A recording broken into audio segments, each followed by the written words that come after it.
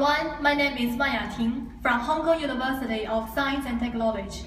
Today, it's my great honor to present the 1.3 micron photoluminescence from Indian arsenide GaAs and quantum dots on CMOS-compatible 001 silicon by MOSVD. I'll start with the challenges of crowded information highway and how it drives our motivation to pursue the growth of 3-5 on silicon. I'll then introduce our special way to grow the GaN arsenide on V-group silicon substrate, and on top of that, we have achieved 1.3 micron emission from quantum dots with narrow full width maximum. I'll then present the characterization of the quantum dot structure and end with a conclusion. Well, now we are faced with fast-growing internet and increasing power requirements. It is more and more painful to stick to the copper wires, as they have actually completely replaced by optical fibers, as the latter are intrinsically advantageous in large bandwidths, low crosstalk, immune to electromagnetic interference, and extremely low propagation loss at tiny communication bands. And it will be wonderful if we can push the photonics further into the chip level. However, after a half-century of innovation, the optical communication system is still on component level, similar to electronics in the 1950s. Ironically, the first silicon IC, which comprised of only 2 transistors, has developed into billions of transistors driven by MOS law. It is silicon manufacturing that made all this possible. So the key here is merging photonics and CMOS, merging the optical communication system with the advanced CMOS manufacturing for high-level integration, better performance and process control, wafer-level testing, and low-cost packaging. Many companies and communities have involved, including some big giants like IBM and Intel. However, we have to face a very serious situation that silicon is a bad emitter. Another material for GaN has to be included. Wafer bonding represents the most mature technology and has demonstrated with most advanced devices. However, size and cost of the 3-5 substrate remain an issue. On the contrary, heteroarchitecture growth may offer us an alternative for lower cost and improving yield.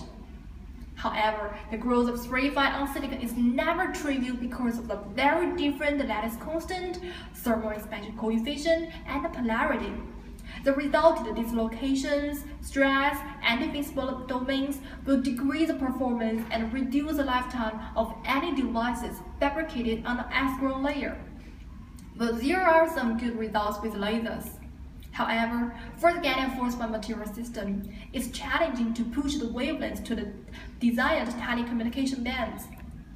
Well, really high-performance 1.3 micron quantum dot laser has been demonstrated.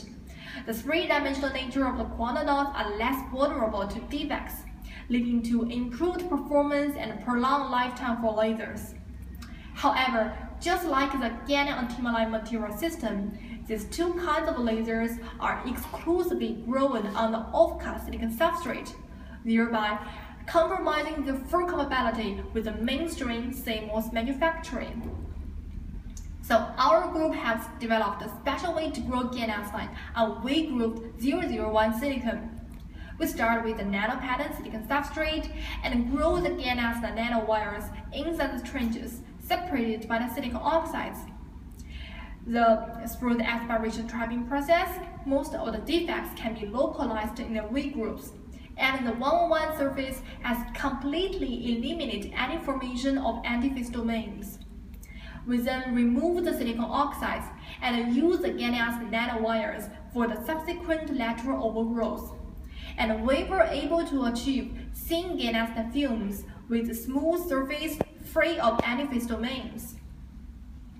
We then grow the quantum dot structures on the GeoVS substrate, together with the lattice matching GaN substrate and our off-cut silicon substrate for comparison. We start with the batting layer and then deposit quantum dots, and after the GaN capping, the Indian flush was performed to remove the large coalesced dots, and finally capped with another GaN substrate, GaN layer. Before the capping, the quantum dot structure were characterized by AFM, and we find a high quantum dot density up to 5.6 times 10 to the power of 10 per centimeter square for the quantum dots on GaAs substrate. The coalescence is a little bit higher than the GaAs substrate, but much smaller than the off-color silicon template, which could be related to the buffer condition. This is the typical cross-section of TEM, and we can see that on the GaAs substrate, most defects can be localized in the weak groups, and very few can be seen in the buffer layer. On the contrary, a large density of defects can be seen in the buffer, and there are many occasions that the defect lines punch through the active region and create non-radiative recombination centers. Actually, in a larger scale, our GaAs substrate is not totally defect-free. However, the quantum dots on off-color silicon substrate, the active region has much more defects. To be more quantitative, we calculated the spreading dislocations according to the plain view TM images, and we find a threefold reduction of the spreading dislocations using the weak group structures. Here is the photoluminescence comparison in both room temperature and low temperature. And the GaAs substrate, the quantum dots has achieved 1.3 micron room temperature emission with narrow full width maximum. To get more insights into the quantum dot structure, we extract the thermal activation energy through the integrated PL intensity as a function of the reciprocal of temperature. The thermal activation energies, together with the peak intensity, peak position, the values are close in value for the three samples, indicate the quantum dot structures on the three samples are basically the same, so that the emission intensity difference is mainly ascribed to the defect density in the materials. We know that thermal escape of carriers from smaller dots is easier. So, as temperature increases, there will be a preferential quenching of photoluminescence from the smaller quantum dots, and this leads to redshift in peak position and a narrowing in full width maximum. The full width maximum value for the quantum dots on off-color silicon substrate is always much higher than the other two, indicates a more serious inhomogeneous broadening of the dot size distributions. When we then extract how the PL peak intensity changes with temperature, we know that there are always two effects compete with each other in all the temperature ranging. The recapturing effect, which means the photocarriers captured by the valence layer may get a chance to be recaptured by the quantum dots, and this leads to increase in PL intensity and is more dominant in low temperature. The thermal activation effects, on the contrary, refers to the situation that the photocarriers captured by the quantum dots may get a chance to be thermally activated out of the quantum dots, leading to a decrease in PL intensity and is a dominating factor in high temperatures.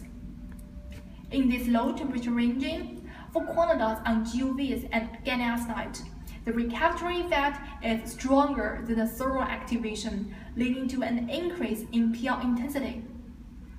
However, for quantum dots on off-color silicon template, the photocarriers in the valence layer recombine non-radiatively instead of relaxing into the dots, and thus continuous PL quenching was observed due to the large density of defects in the active region.